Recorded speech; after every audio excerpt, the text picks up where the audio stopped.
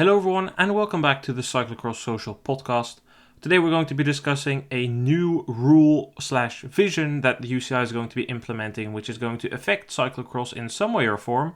And with me here to discuss that is Issam. Yes, thank you for having me. The UCI released a press release this week. The management committee had its annual meeting in which they discussed a whole bunch of things. They, among other things, confirmed the dates for the World Tour races next year, and they made a couple of changes to the rules. As always, the UCI has caused a lot of criticism, and honestly, that's also deserved because a couple of measures in their list of rules and changes that they're making are also just diabolical. For instance, minimum steer width of 40 centimeters for the handlebars.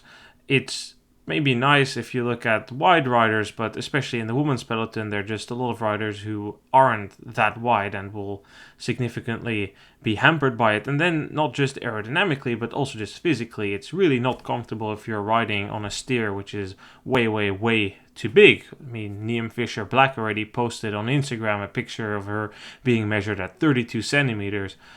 Try riding with a handlebar some 20% wider than your shoulders. I can tell you, trust me, that's not comfortable at all.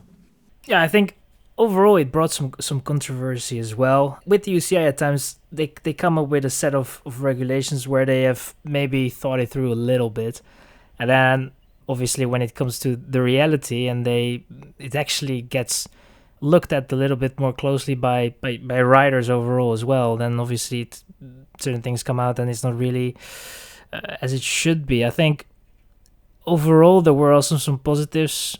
I think that it is overall they have been looking into safety as well, and the UCI gets a lot of slack, but they have looked at the certain things, and I think that overall there are some positives in it as well. But especially with the whole steering, the way they have looked at that, I don't think that was really the right thing to do, and hopefully they will look at it now with the criticism that they got and rework that. And I think that's honestly what I hope, is that if you are in conversation with the riders, they can obviously help you in steering you and guiding you in the right direction. And it seems like the UCI at times, when they come up with these rule changes, that it is decided by people that are not really that much involved in cycling, and it just feel like they are just so much distant from it. And I think that is definitely something they can work on a little bit more and be have more cooperation with the riders. For sure, the riders will not always agree with things that would hurt them a little bit in terms of performance, or they would obviously try to have the best circumstances, which doesn't necessarily mean that is the safest. But I think overall it feels that there is a lack of feedback from the riders in these set of rules, and that is definitely something they have to work on. I think it's most problematic that it looks and often appears that the UCI just makes these rules focused at men's cycling and don't consider at all, or nearly not enough for sure, how the rule and technical regulations they implement will affect women's cycling. So that's my main takeaway, and it appears quite problematic. And for the rest, I agree with you. It's not all negative. There were some good things in there. But what we'll focus on is a point that's caused a lot of heavy discussion. The UCI announced the intention that starting 2027 season, the points scored in other disciplines will be counting towards the 3-year World Tour promotion and relegation cycling. It was kind of stuffed away in 2 sentences after a extensive paragraph in which they slammed the door on One Pro cycling. What do you think about the UCI decision, or at least intention, to implement points from other disciplines for the road rankings? It has been something that they are, we have heard some speculation about it, that they wanted to try and find a way to bring those disciplines together. And I think that obviously we can all agree that road cycling for the UCI is probably the biggest product that they have under their control and that they regulate as well. So I think that it's not really a weird idea, I guess, to try and bridge the disciplines, cyclocross and mountain bike and maybe track as well, and fit that into the road kind of atmosphere and make sure that that is going to be a overruling somewhat, that the others are mixed into road cycling and the points will count towards a certain classification. It's not a weird idea. I think the main issue here is how the implementation will be, how that will work in terms of, we have seen it before with the relegations, it can be close. So how will that work, and what rider will be qualified to get you points? And it's a bit vague, because for sure it could be something that could work, but I'm just kind of struggling to see how they will implement it and how it will eventually become something that looks, that's easy to understand for the people also watching, and it has to make sense, because there are definitely going to be people that are going to be looking at that and are not going to be able to make sense out of it. But overall, I think it's definitely something that they could look at. It's challenging for sure, because I think trying to get those disciplines all together and make them count for the road classification, I don't even think that at that point you should call it a road thing. Maybe you should call it something else, I don't know. And maybe you can, the whole marketing can be a little bit different, and maybe then there is going to be a bit more interest in that whole ranking. But I don't know. I think for now, that's probably the issue that I have. It's a bit vague, and it's not really, I don't know if it's going to fit the purpose that they are trying to fulfill. From a purist perspective, I can understand why you would be against counting points of other disciplines, because after all, they are different disciplines. However, cycling is in a very unique situation where there is a degree between disciplines that makes it possible to compete and be highly competitive in multiple disciplines on different types of bikes. In the sense of which disciplines will count, I think it's not going to be an all-over thing that teams will just be able to scoop up like artistic cycling or cycloball riders to score points. I think it's clearly focused on the disciplines track, mountain bike and cyclocross, because the UCI sees the overlap there is. There are distinct differences between all of them, but there are plenty of good road riders that do well on the track. There's good road riders that do well on the mountain bike. There's mountain bike riders that do good in cyclocross. Cyclocross road is a well-known combination as well, right? So I can, again, understand that perspective, because they are different things, and the points that somebody like Travis Hunter is going to score this NFL season on his offense won't count towards his defensive stats, depending on which side of the ball he plays. And Otani's points as a pitcher will be very different from his points as a batter. And so you separate those things. But in those sports, you can see that people are able to do different things, but they're all different than cyclocross. Cyclocross is unique, and from the UCI perspective, I can understand why they are doing this. The idea comes from Peter van den Abele. He's been vocal in pitching it. And honestly, look at what other sports are doing. Every major sport is trying to move to a year-round situation. The tennis break after the ATP finals until the Australian Open is super short. Formula 1 has significantly broadened its season. It starts with preseason testing in February, racing starts in March, goes through December. Barely 3 months off season. Football is going seasonal with now also a summer tournament, the World Cup for clubs, taking place in the US. In that sense, it makes sense for the UCI to move in such a direction, trying to expand their product year-round and make money by having their stars at least be incentivized from a points perspective for teams to take place there, I guess. As a sport, you definitely want to try and get the most out of it in terms of engagement and also viewership as well, and means overall that if you can get the attention towards your sport for an entire year, or as close as possible to an entire year, I think that opportunity is definitely not something that you want to leave and not use, because I think the possibility is there. The question is really, who is this going to affect? Who is going to be able to make the most use out of it as well? If you look at it pure on the perspective for the teams, because the teams are going to be affected probably the most, because they have to maybe rethink now who they're going to sign, or actually find a strategy, a way to make sure that they are able to score more points. And I think that in the end, this will probably affect more the teams that are fighting for relegation, rather than the teams that are fighting for, a fifth or sixth spot. I don't think I can remember one of the podcasts, not here, but somewhere else, that I listened to with Plugge, where he was talking about that it doesn't really matter if you're fifth or sixth in the rankings. And I think that, with this whole change, it's not really going to matter either. It's maybe if the stakes are going to be higher, that could maybe have a role. But I think overall it is not going to matter that much, and it's going to matter more for the smaller teams, and those smaller teams that normally already have to be quite flexible with their finances now have to look into other ways to gain points, and they get that possibility if the UCI will go through with their plans.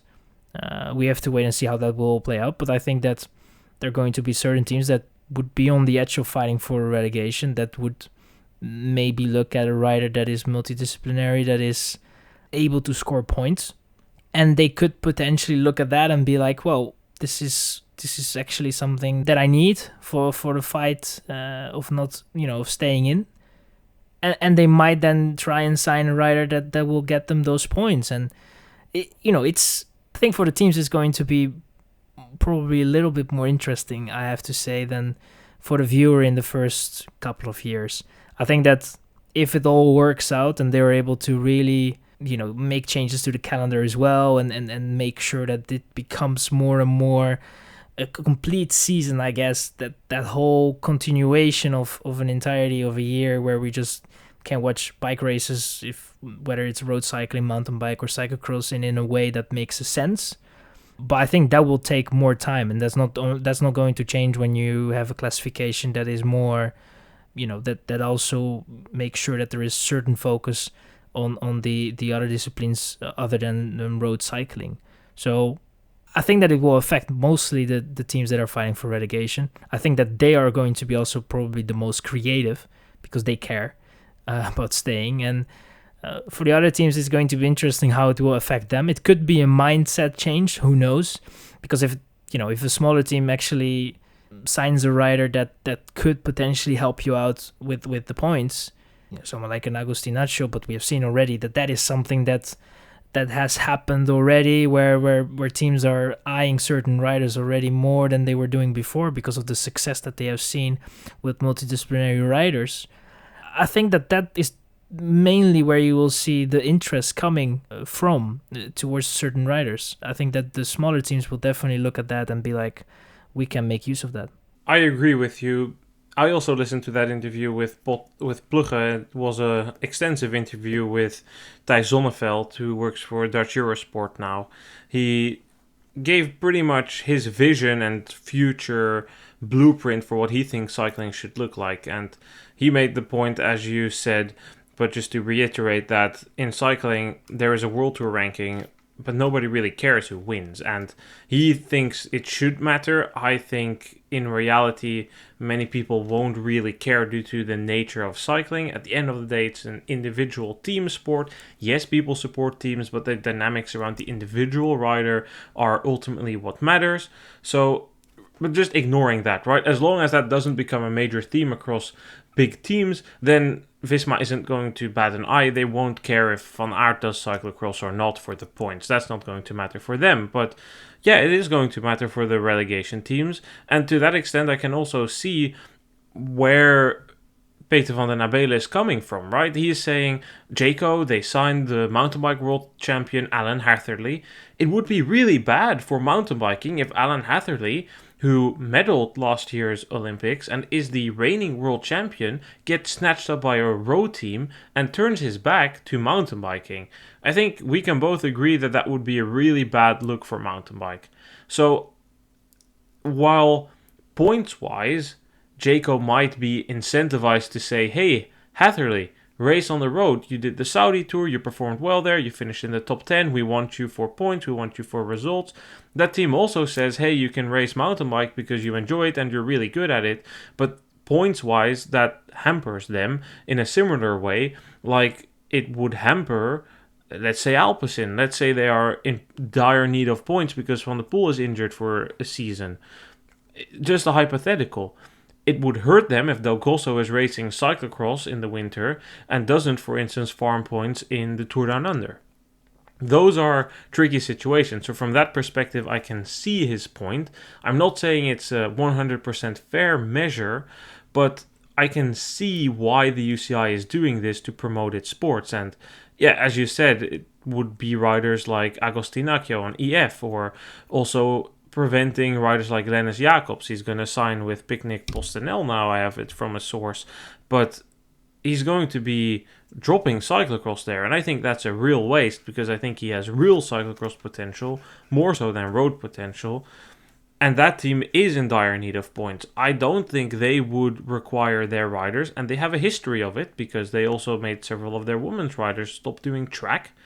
That wouldn't happen because they are simply going to look at the bottom of the line. Hey, who can score points for us? And even if the points scored in the cyclocross season are 300 or maybe 400 points, that is a significant amount, especially if you have multiple riders there.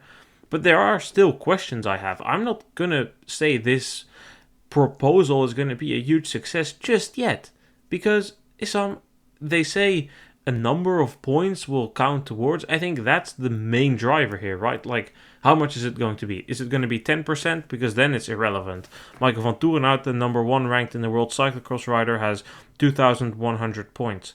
Alan Hatherley is the number 1 ranked mountain bike rider, and he also has just over 2,000 points in the ranking. 10% isn't going to do it, but if it's 50%, then I think we're coming to a region where it could be interesting. Yeah, and that is exactly where my question mark was, really. Yeah? The implementation, and if that is really going to work, and if they find a way that is going to make this some sort of a success. It is going to be difficult to make it a success, I feel. Especially the fact that it is in the hands of the UCI currently, because we have seen that the UCI is not really that successful in certain areas, especially if they want to try and make the sport better.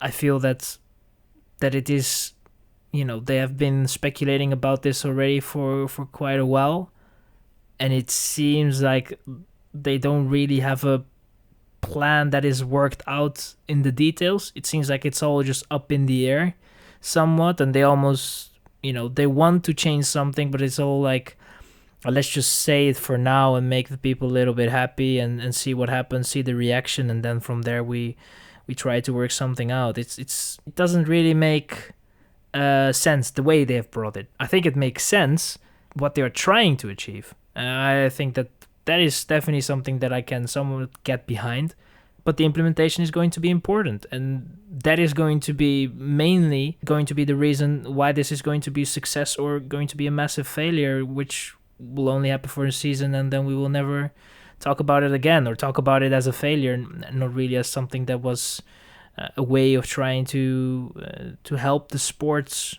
the discipline of road cycling, off-road cycling, and track into a direction in which it can enjoy more growth. We have to wait and see how that will play out, but I think it's definitely interesting to see that the UCI still hasn't really gotten any details. But yeah, we have to wait and see. A few things I'm curious about, and actually, let me just take a different approach. What I would do if I were in the UCI headquarters is I would make sure that you avoid exploitation of this. I would very clearly distinguish between the sports I already mentioned. Which sports would I count? I would count for sure mountain bike, cyclocross, and track. I can see somewhat of a case for gravel, but it should really stop there. It should not include BMX, it shouldn't include cycloball. Those sports are too far away. Downhill mountain bike as well. It should just be cross country, and the cross country and short track rankings are combined, I believe. But that should be it. That's step one. Secondly, I think there should be a number of riders that are eligible for this, so you can't have half of the Crelan Corendon team. There should be some sort of thing here. Like, I don't know how it's going to work with riders that are on Lidl Trek and Balwaza Trek Lions, because that seems kind of iffy, like a loophole. At the same time, it boils down to the same thing. So that's something that should be considered as well. I think there should also be a requirement of number of road race days you should do. Of course, there can be injuries, and those things should be a exception on it. But I do think that you should do at least, I don't know, maybe 20 race days at World Tour, or I guess it would also apply to Pro Tour teams. So just all point pro and higher or something. There should just be a hard cap, because I think if a team like Astana is signing Ele Iserbyt, Michael van Toerenhout and Toon Aerts to make a jump in the relegation cycle at the start of this season, and they don't let them race any road races, or maybe just let them do a few point ones, then there is a clear exploitation of the rule, and it's not being used in the way that they intended. Of course, Astana is free to start their own cyclocross branch, but I think there should be some sort of limit towards that. Like, how many riders can you use for this? How does it work with third-party teams? Do you need to have your own cyclocross team? Yes or no? How does that work? I think those are the three main points I have, and I'm curious if you have any other ideas on that. I definitely agree with you on the exploiting part. I think that is definitely something that they have to make sure that that's not going to happen. Although it's probably going to be difficult, because I think it's definitely going to be one or two teams that are going to be where people might look at it in the beginning of the season and laugh about, and then at the end of the season really, understand what they have done and see that basically they were in no position to stay in, and because of what they have done, they are in it, and other teams that probably should have deserved it more and had more points on the road alone, but just were not flexible enough and lose out. So I think they have to somewhat make sure that that is not going to happen. Probably should be somewhat more the central thing of this whole idea that they are bringing up. I think you need to be able to give teams more flexibility if they want to get a rider that is multidisciplinary. So make sure that the maximum amount of riders that you can have, be more flexible in that regard, that you can maybe add 2 or 3 riders if they fit a certain profile, of course. That would also, I think that would also help in a way if you look at other disciplines, for example, cyclocross, and you just see certain teams that you recognize from the road branch. I think that would help the sport as a whole. It would help the exposure of certain teams. And I think that overall, the package that a road team can offer to a certain sponsor is just going to be a bit bigger, because it's not only going to be this focus on the roads season, but you can really widen it a little bit more, and especially in the winter you also have this whole cyclocross calendar which you can utilize, and if it's not cyclocross then you can maybe utilize the mountain bike or the trek. I think that overall that could be a bonus, I think, and if used in a good way, I think they can definitely make some use out of that as well. So it's difficult to see how the teams will react to it. I don't know how they will react to it, but I feel that definitely the plans have to be thought through a lot, because if they're not doing that, it could be that just because they didn't really make the best out of it in terms of their rules and certain specifications of this whole planning, very well be that a plan that could be a success is going to be a total failure, and people will disregard that the plan was that the plan wasn't really a failure, but it was just the implementation of it all that was the failure. But the people will then not see that and will not be flexible in the future to try and actually help the sport go forward, because we have seen that certain individuals have reacted on it with almost outrage.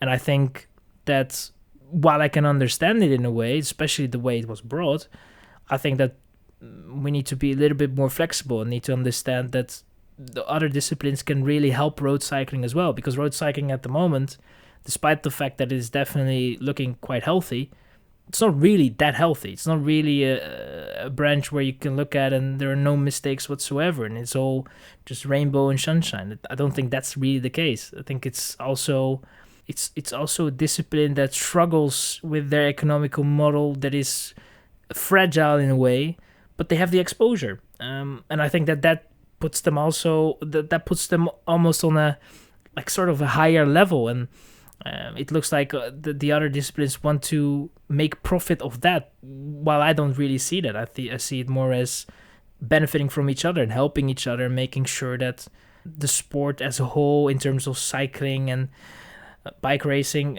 just gets more exposure and gets bigger as a whole. A lot of cycling coverage is very, very road focused, and I can understand the road focusedness over the cyclocross focusedness. That's not my point, but it is very Eurocentric, and especially Western Eurocentric, to highly prioritize road as the ultimate cycling discipline, whereas in reality mountain bike is also quite popular. The number of people that watch the mountain bike World Cups are fairly high, and the thing with mountain bike is the most sold bike in the world is a mountain bike. Mountain bike, from all the major disciplines, is the most international one.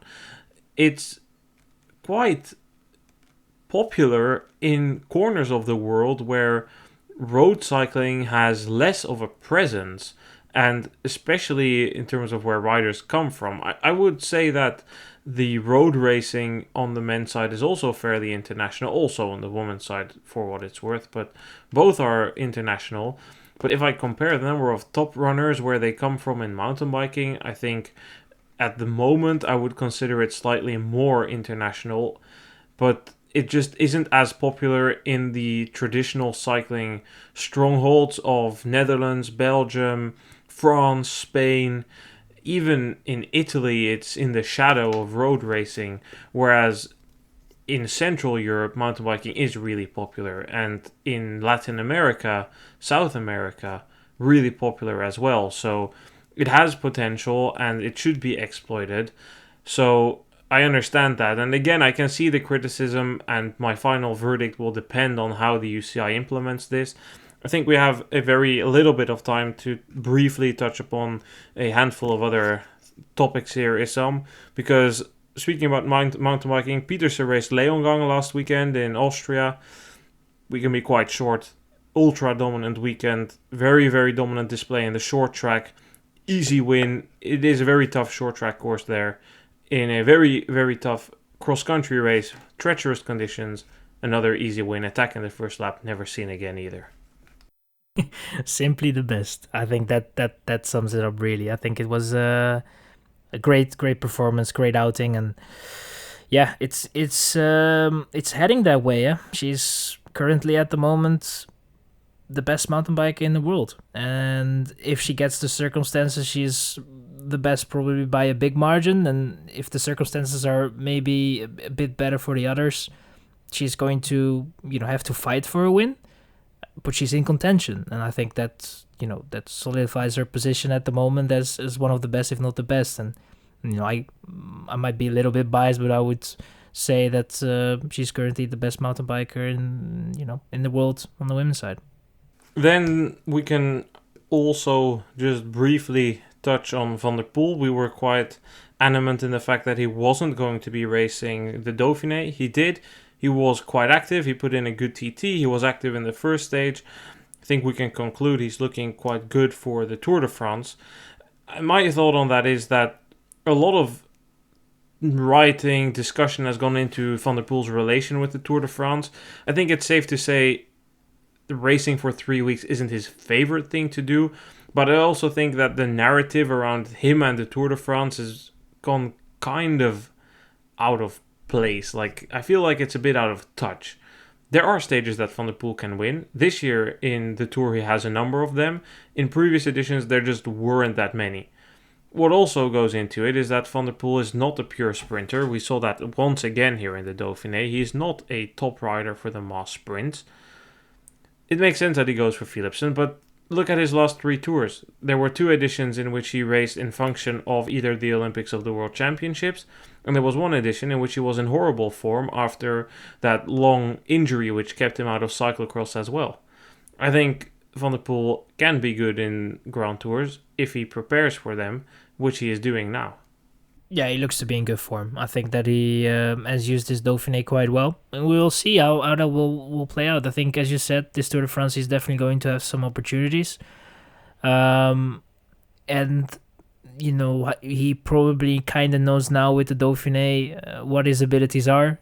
So it will be interesting to see how he will use that. But I think that what you pointed out really is important to note that it looks to be that he is going towards this Tour de France with a very good form. And that is definitely something that wasn't really the way in the last couple of Tour de France participations that he had to go through. And that is obviously going to be more beneficial than if you're not that much prepared and you have plans in the back of your head where you want to be good. I think it looks like it's going to be, all focus on the Tour de France, at least for now. And then after that, he will see what will happen. But it will be interesting to see what he can do with that form. And I definitely see opportunities for him for eventual stage victories. Good. Then I think we have covered it. We will probably have one calendar-specific episode, and then we'll see what we can cook up during the tour. But yeah, we're slowly coming towards the summer break, and then, well, it's June, the sun is shining in my face, but I already wrote it in the free Substack piece that went out. Cross is slowly but surely coming. Issam, thank you so much. Yeah, thank you. I'm sweating. It's so hot here in the room, but thank you for having me. The summer break is coming up, and then from there on, it's all eyes and ears towards cyclocross. The season is then so close. Yeah, but for now, let's just focus a little bit on the other things and then slowly but surely put more focus on cyclocross, I guess. All right, thank you again for your time. Thanks everyone for listening. We will be back fairly soon. Goodbye.